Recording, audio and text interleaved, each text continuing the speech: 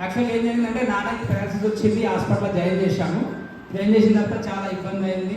ICU నుంచి వచ్చిన తర్వాత జనరల్ వార్డ్ చేంజ్ చేసిన తర్వాత డాక్టర్ ఏం చెప్పాడంటే ఇంకా సిక్స్ మంత్స్ అయినా సరే మీ నాన్న ఇలానే ఉంటాడు, మీరు హాస్పిటల్ తీసుకోండి, సేవ చేసుకోండి, మెల్లమెల్ల తప్పని చెప్పాడు.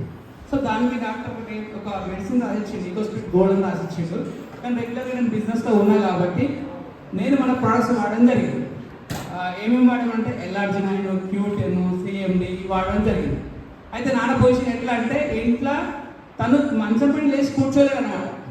మనం ఎంత సపోర్ట్ ఉండాలి, లేకపోతే గోడకు సపోర్ట్ చేసుకొని ఉండాలి, లేకపోతే నడుము కూర్చొని సిచ్యువేషన్కి నాన్నకి మాట రాదు. దాంతోపాటు ఇక్కడ మనకి ఫుడ్ తీసుకోవడానికి కావటం ఉంటుంది. ఇది మొత్తం సెన్స్ పోయింది.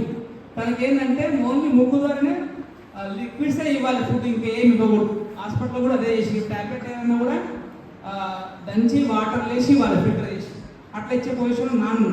కానీ ఒక 2 వీక్స్ మన ప్రోడక్ట్స్ వాడడం వల్ల ఎంత విషయం జరిగిందంటే చాలా ఎక్సలెంట్ రిజల్ట్ వచ్చింది. సో మళ్ళీ 15 days తర్వాత వెళ్తే డాక్టర్ అంటే ఏం చేసారు అన్నది, ఏం చేస్తారు మీరు ఇచ్చిన ఈకోస్పిట్ గోల్డ్ వేసాము అంతే, అంతకంటే కేర్ చేయాలని చెప్పడం జరిగింది. సో ఆయన ఇంకా ఏం అడగలేడు, సూపర్ చాలా మంచిగా జరిగిందని చెప్పింది.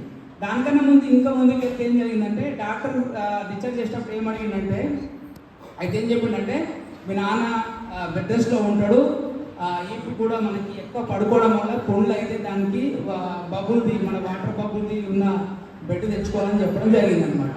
సో అంత పొజిషన్ ఉండేది. కానీ మన ప్రోడక్ట్స్ ఒక 15 days వాడడం వల్ల ఆయనంతా లేచి కూర్చొని ఆయనంతా బాత్రూమ్కి వెళ్ళడం జరుగుతుంది. ఇంత గొప్ప ప్రోడక్ట్స్ని రియల్గా హ్యాట్సప్ టు వెస్టీజ్ అని థ్యాంక్ యూ.